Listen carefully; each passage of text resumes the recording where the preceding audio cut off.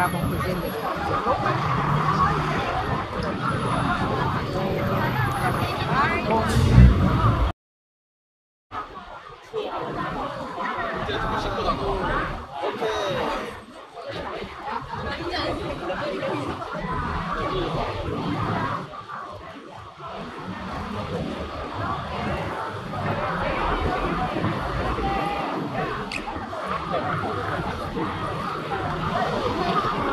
갑자기 내게 나타나준 너, 난 아무 말도 할 수가 없었지.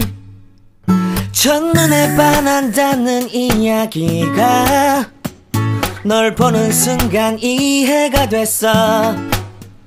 매번 야야야야야 불러 널 야야야야, 내 맘을 고백하려고 타이밍만 보는 나. 그런 나를 넌 보며 왜 그러냐고 묻네. 너 때문에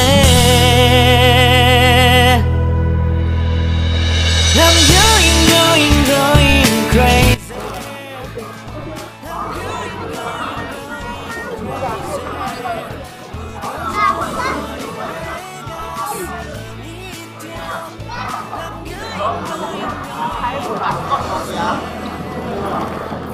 Kasi kasi tayo po, itong dish.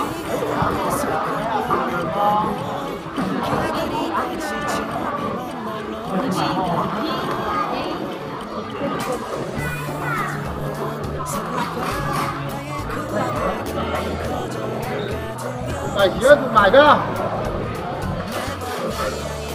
Nhưng mà là gì đó? Hả?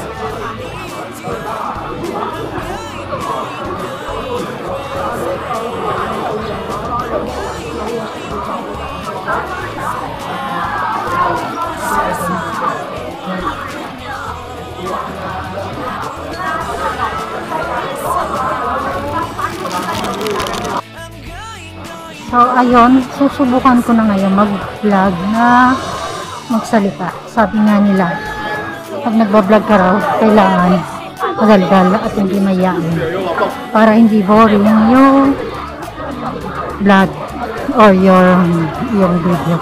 So, ngayon, kung makikita nyo mga pangyaw, ang daming tao, ang daming tourist kasi nga is coming sa Chinese New Year. So, kung makikita nyo ang tao talaga, everyday yan. Ayan. Ayan yung mga famous na pagkain dito sa Macau. So usually itong street na to is more on free taste. So ayan. So ayan, free taste yan. So pag pumasok kayo dito sa area to is talagang busog to the max kayo kung titikman nyo lahat ng free taste. So ito yung mga egg puff. Ayan. Ayan yung mga jerky pork, beef jerky.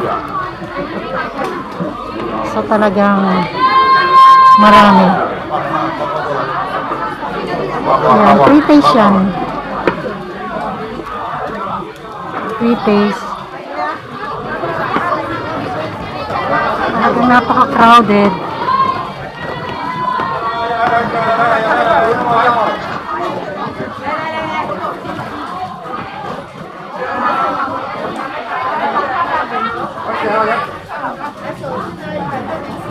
So cute!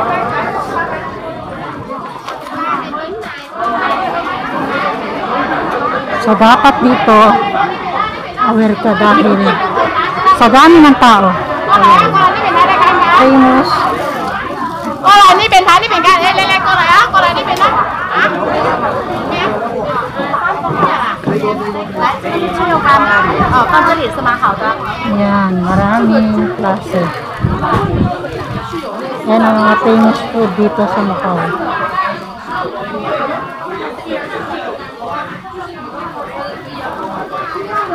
Ayan ang mga pre-taste. Pre-taste lang yan. Mag-try tayo ng pre-taste para mabusog tayo.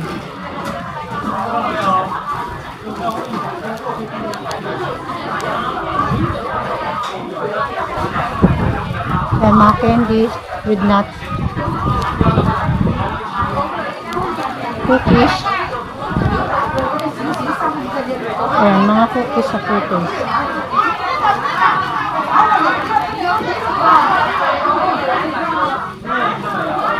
So, ito yung mga famous na pagkain at pasalubong.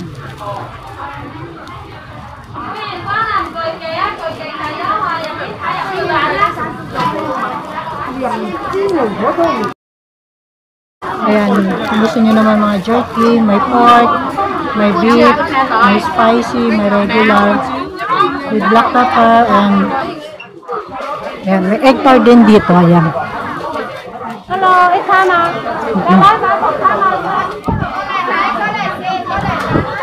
Đó là chờ nè.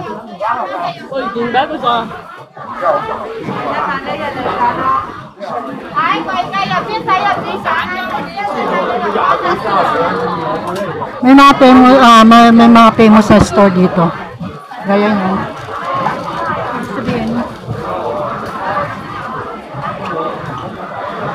Yan, yung parang pulburo na may nuts, may almond, ganyan.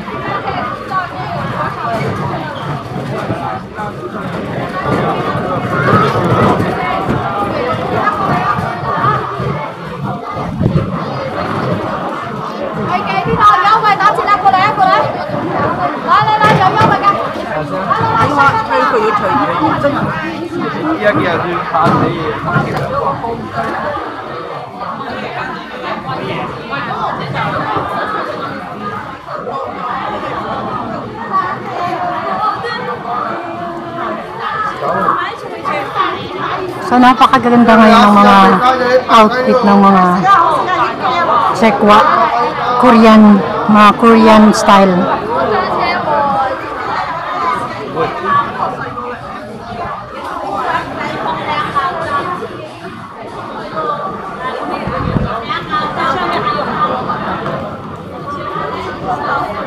So yun nga, kaya pag pumasok kayo dito talaga sa areang to is busog kayo. So kailangan meron na kayo naka-extrang, may dala na kayong water para talagang busog na kayo. So yan, the famous egg tart from Macau. Yan, mga pre-taste.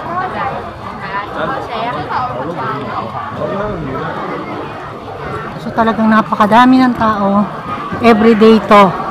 So I think until ano na to, hanggang Chinese New Year. So ito nga pala po yung bago kong way na pauwi sa aking boarding house. So kung dati sumasakay ako ng bus, pero ngayon it's better na sumakay, maglakad na lang. More on exercise pa. At save sa money. Actually, malapit lang naman. So, yun. Maganda na rin sa katawan yung exercise, walking exercise. So, yan. So, talaga makikita nyo, ang gaganda ng mga outfit nila. Mga Korean outfit. So, hindi naman malamig masyado. Kaya, makikita nyo, may mga nandyan. Ayan. Nakaganyan. Or sa, yung iba naka-t-shirt lang. So, yan. Ito yung tinatawag na St. Paul Church. Yung putol na simbahan. Yan. Yan yung putol na simbahan. Actually, ang simbahan na yan is miracle. So, kung naniniwala kayo sa mga miracle, so yan, pumunta lang kayo. At kung may hinihiling kayo sa buhay nyo, walang masamang. So, yan. Picture. Yan. Kung mga napapagod na kayo, umupo lang kayo, walang masamang magpahinga. So, yan. Talagang napakadami ng tao.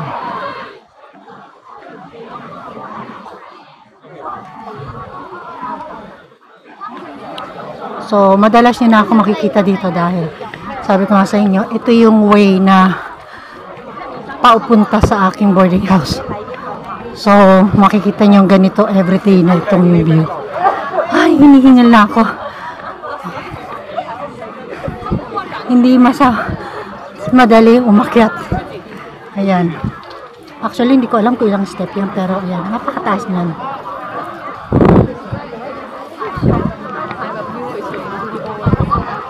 Siguro it's better magtanggal ako ng jacket. Dahil doble-doble ang aking suot. So, ayan. Ipapasok ko kayo dyan sa loob. Dyan sa putol na simbahan. Yan. So, naniniwala ako sa miracle. So, kaya, who knows, one day, maano ko yung aking wish. So, yan. So, merong time dito. Yan. So, ngayon, allowed pumunta, kaya okay lang pumasok. Yan, napakadami. Ayan, may information. Actually, dati itong building nito, wala pa to eh. Ngayon na lang nagkaroon.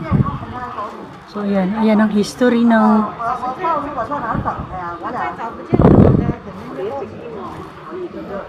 so, yun. Sarado siya, kaya not allowed to enter. So, dito muna lang tayo. Ikot ko muna kayo dito. So, ayan na nga yung ayan na yung loob niyang putol na simbahan. So, ayun. Sa totoo lang, hinihingal ako. Kaya kailangan magsalita ako kasi sabi nga nila, boring pag ang video mo is tahimik. So, ayan. Lagyan na natin ng sounds.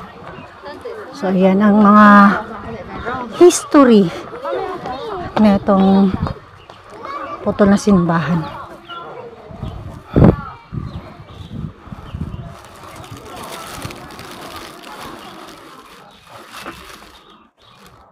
As runas di Sir Saint Paulo o Logo di Tempo Ruiz of Saint Paul through time. Ayan nga, through time daw. So 1970, buhay na ako niyan, pinanganak na ako niyan 1970. So yun, ayan 1970 yan, ito naman 1930, 1890, so talagang napakatagal pala nito. 1875, ayan, 1835, 1834. Ayan, history ng Saint Paul. Sandali, magtatanggal ako. So, ayun na nga mga pangin, nagtanggal ako ng jacket. Init. Okay naman itong aking jacket. So, ayan.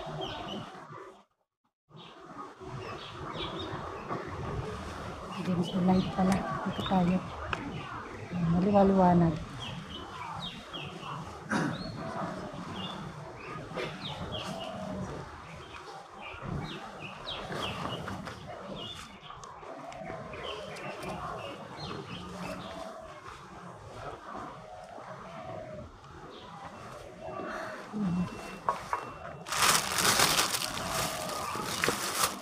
So, ayan na yung ano. Nakikita ko na sa inyo.